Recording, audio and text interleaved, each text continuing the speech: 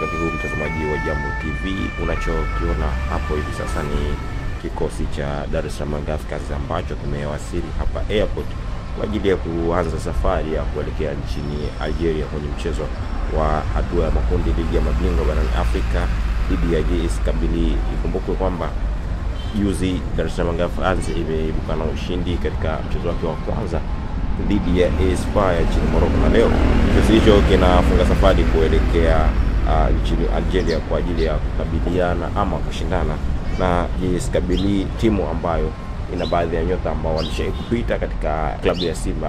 Hapa namzungumzia Babakar Sarr ambaye kwa sasa anakipiga katika klabu hiyo, na Yanga wapo tayari kwa mchezo huu. Kama unavyoweza kuona hapo, baadhi ya viongozi na wachezaji wanashuka. Huyo unayemwona hapo mbele ni Shehani ambaye naye yupo katika kikosi kinachoelekea nchini Algeria. Namuona Ibrahim Abdulabaka naye yupo hapo kwa ajili ya safari ya kuelekea nchini Algeria.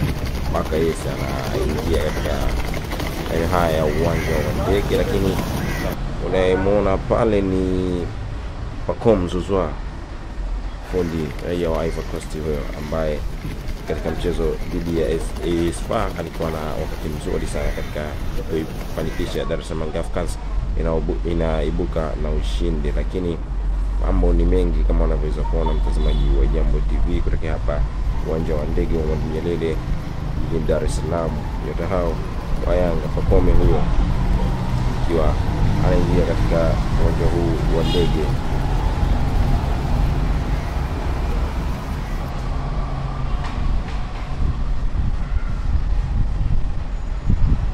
Huyo ni Pacome Zouzoua, raia wa Ivory Coast na nyota wa klabu ya Yanga ambaye amekuwa na wakati mzuri katika klabu hii. Unaona hivi sasa ni kocha wa viungo wa Dar es Salaam Africans, naye yuko kocha mkuu wa klabu akiambatana na msaidizi ambaye amemsaidia begi. Lakini na mmoja kidogo hapa na waandishi wa habari, kocha msaidizi wa klabu ya Dar es Salaam Africans ambaye anasalimiana na Alwatan Abdulaziz.